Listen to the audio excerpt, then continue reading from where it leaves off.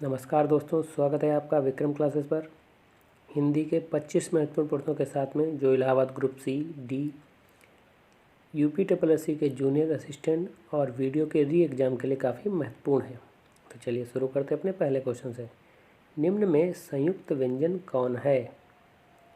ए छत्रज्ञासरा, B यारालावा, या सी सा सा साहा, या डी टा ठा डा डा। इसका सही आंसर है हमारा ए छत्रज्ञ और स्रा, जबकि यारालावा हमारे अंतःस्थ व्यंजन होते हैं और सा सा साहा हमारे ऊष्म व्यंजन होते हैं। क्वेश्चन नंबर 2, प्रश्नवाचक चिन्ह का प्रयोग किस वाक्य में होता है? ए मोहन ने पूछा राम की आय कितनी है, बी सीता जानना चाहती है भाई घर कब आएगा, सी मोहन बाजार गया था, या डी मोहन को बाजार क्यों जाना था। तो इस आधार पर देखें तो क्यों का जो प्रयोग हुआ है, मोहन को बाजार क्यों जाना, तो इसमें प्रश्नवाचक चिन्ह का प्रयोग होगा, तो इसलिए इसका सही आंसर है डी। क्वेश्चन नंबर 3, निम्न में विकारी शब्द कौन कौन से हैं? ए संज्ञा, बी सर्वनाम, सी क्रिया और विशेषण, या डी उपर्युक्त सभी। इसका सही आंसर है हमारा डी उपर्युक्त सभी। ये चारों ही विकारी शब्द होते हैं। क्वेश्चन नंबर 4, कैंची निम्न में किस भाषा का शब्द है? ए तुर्की, बी फारसी, सी अरबी, या डी पुर्तगाली। इसका सही आंसर है हमारा ए तुर्की। क्वेश्चन नंबर 5, प्रत्युत्तर में कौन सा उपसर्ग है?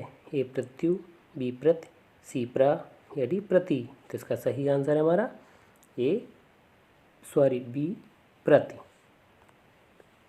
चूँकि प्रति उत्तर, तो इसका सही जो उच्चारण निकल रहा है प्रति, इसलिए इसका आंसर होगा बी। क्वेश्चन नंबर 6, सुहावनी में कौन सा प्रत्यय है? ए आवनी, बी वनी, सी नी, या डी अवनी। तो इसका सही आंसर है हमारा ए आवनी, सुहावनी। तो इस आधार पर इसका आंसर होगा ए। क्वेश्चन नंबर 7, पंकज में किस प्रकार की संज्ञा है? ए ऋण संज्ञा, बी यौगिक संज्ञा, सी योग ऋण संज्ञा, या डी इनमें से कोई नहीं। तो इसका सही आंसर है हमारा सी योग ऋण संज्ञा, क्योंकि योग ऋण संज्ञा वो संज्ञा होती है जो विशेष अर्थ दे। एक प्रकार से जैसे बहुब्रीहि समास जो होता है विशेष अर्थ देता है, तो उसी प्रकार से ये योग ऋण संज्ञा भी होती है। क्वेश्चन नंबर 8, निम्न में स्त्रीलिंग शब्द है? ए किताब, बी चीता, सी स्वागत, या डी पीपल। इसका सही आंसर हमारा ए किताब, क्योंकि किताब को अगर वाक्य में प्रयोग करके देखें तो किताब पढ़ी जाती है, तो पढ़ी जाती है, इसलिए इसका स्त्रीलिंग सही शब्द होगा। क्वेश्चन नंबर 9, लता का बहुवचन है? ए लता, बी लताएं, सी लताएं, या डी लतें। इसका सही आंसर है हमारा बी लताएं। क्वेश्चन नंबर 10, मोहन कुत्ते से डरता है, निम्न में कौन सा कारक है? ए अपादान कारक, बी संप्रदान कारक, सी संबंध कारक, या डी करण कारक। तो इसका सही आंसर होगा हमारा ए अपादान कारक, चूँकि अपादान कारक में अलग होने के अर्थ में, डरने के अर्थ में, प्रेम के अर्थ में, या घृणा के अर्थ में, या ईर्ष्या, तो इस आधार पर जो है इसमें अपादान कारक होगा। जबकि संप्रदान कारक कोचित देने के अर्थ में होता है, और संबंध कारक जो होता है हमारा काकी के, रारी रे, इन शब्दों का प्रयोग किया जाता है। क्वेश्चन नंबर 11, वो क्रिकेट खेल रहा है, निम्न में कौन सा सर्वनाम है? ए उत्तम पुरुष सर्वनाम, बी मध्यम पुरुष सर्वनाम, सी अन्य पुरुष सर्वनाम, या डी इनमें से कोई नहीं। तो इसका सही आंसर है हमारा सी अन्य पुरुष सर्वनाम, चूँकि पुरुषवाचक सर्वनाम के 3 भेद होते हैं, उत्तम पुरुष, मध्यम पुरुष और अन्य पुरुष। तो अन्य पुरुष में जो होता है यह वह वे होता है, मध्यम पुरुष में तू तुम आप होता है, और उत्तम पुरुष में मैं और हम का प्रयोग किया जाता है। क्वेश्चन नंबर 12, स्त्री शब्द का विशेषण है? ए स्त्री, बी स्त्रैण, सी स्टैंड, या डी स्टैंड। तो इसका सही आंसर होगा हमारा बी स्त्रैण। क्वेश्चन नंबर 13, निम्न में प्रेरणार्थक क्रिया कौन सी है? ए खुलना, बी कहना, सी दिखना या डी सिखलाना। तो इसका सही आंसर होगा हमारा डी सिखलाना। क्योंकि आना वाना इस तरीके के जो शब्द प्रयोग किए जाते हैं प्रत्यय में वो प्रेरणार्थक क्रिया के रूप में होते हैं।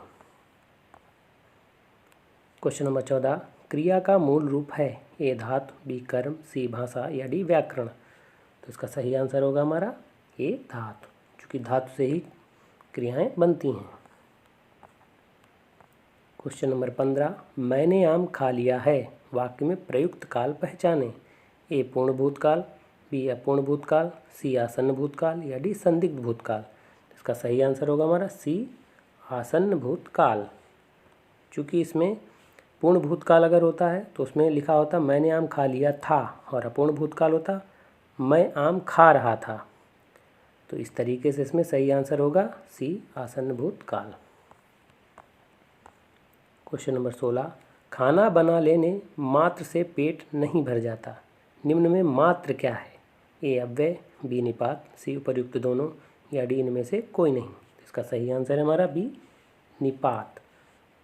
चूँकि निपात जो भी होते हैं उनका कोई सही अर्थ नहीं होता है, तो मात्र इसका कोई सही अर्थ नहीं है, इसलिए यहाँ पर निपात होगा। चूँकि निपात क्या है, इसका शाब्दिक अर्थ देखें तो इसका होता है बल प्रदान करना, जबकि अव्यय में जो भी शब्द प्रयोग करें उनका अर्थ होता है जैसे धीरे धीरे, अचानक, एकाएक।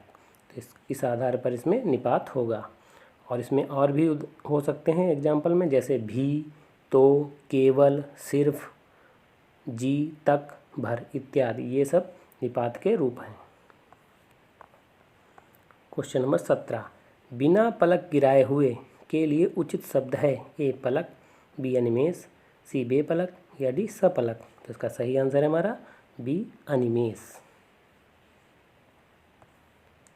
क्वेश्चन नंबर 18, थोथा चना बाजे घना मुहावरे का सही अर्थ है ए चने को बजाना, बी बहुत आवाज़ करना, सी दिखावा बहुत करना परंतु सार ना होना, डी चने रूपी खिलौने से खेलना। तो इसका सही आंसर है हमारा सी दिखावा बहुत करना परंतु सार ना होना।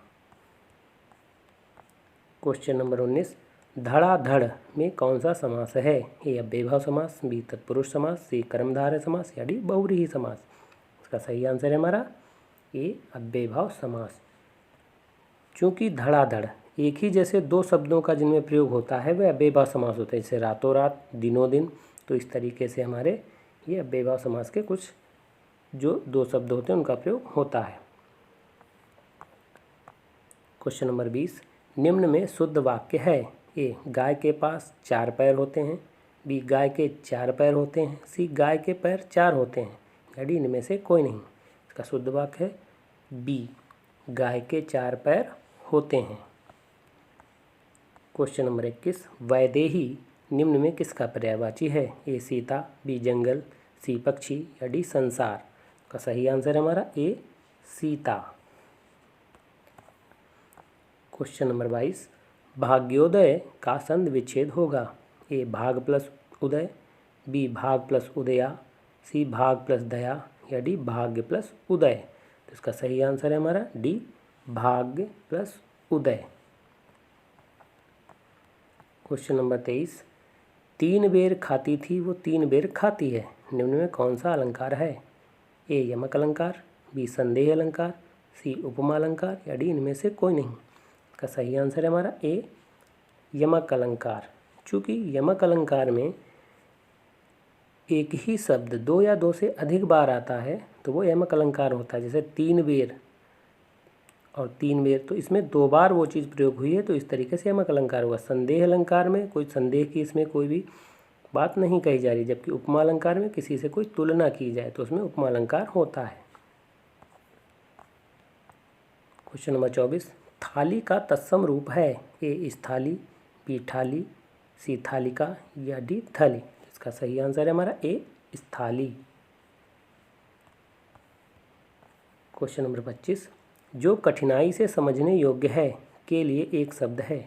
ए दुर्बोध, बी क्लिष्ट, सी दुर्गम या डी अगम। इसका सही आंसर है हमारा ए दुर्बोध। तो ये वीडियो कैसा लगा? अगर अच्छा लगा हो तो लाइक करें, शेयर करें, सब्सक्राइब करें। धन्यवाद दोस्तों।